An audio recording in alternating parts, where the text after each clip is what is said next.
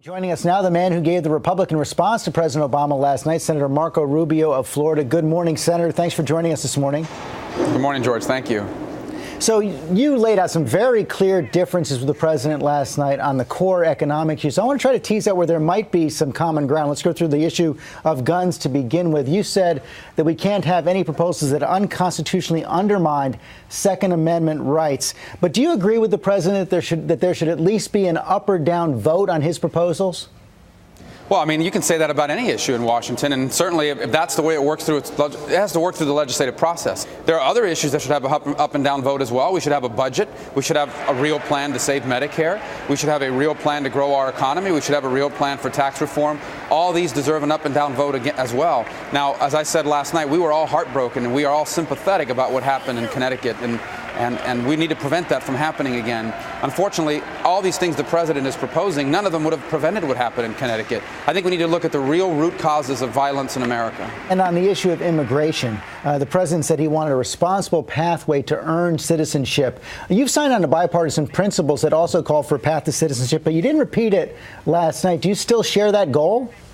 Well, the speech wasn't just going to be about immigration. I'm part of that work group, and we laid out our principles, and I remain committed to those principles. And ultimately, it's not good for America to have 11 million people who never have a chance to fully become invested in the American dream. So there'll have to be a process to get there. They're going to have a work permit first. They're going to have to earn the right to ultimately earn that green card. And obviously, once you have a green card, you're 5 years away from becoming a citizen.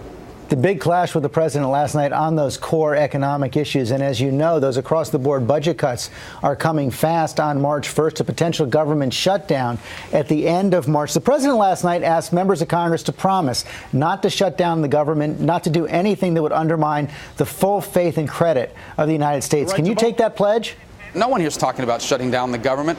And as far as these automatic cuts are concerned, George, those were his ideas. He insisted on that. He's the one that asked for that in that deal that passed last year. Those were signed on by Democrats, Republicans, and the president alike. Yeah, well, I didn't vote for it because one of the reasons I didn't vote for it is because that was such a terrible idea. But I think it's wrong for him to insist on that. He actually came up with it. It originated in the White House, the idea of these automatic cuts that specifically hit defense and the military. And now he's going around saying we have to get rid of them. We may, but don't go around acting like you have nothing to do with it. It was your idea.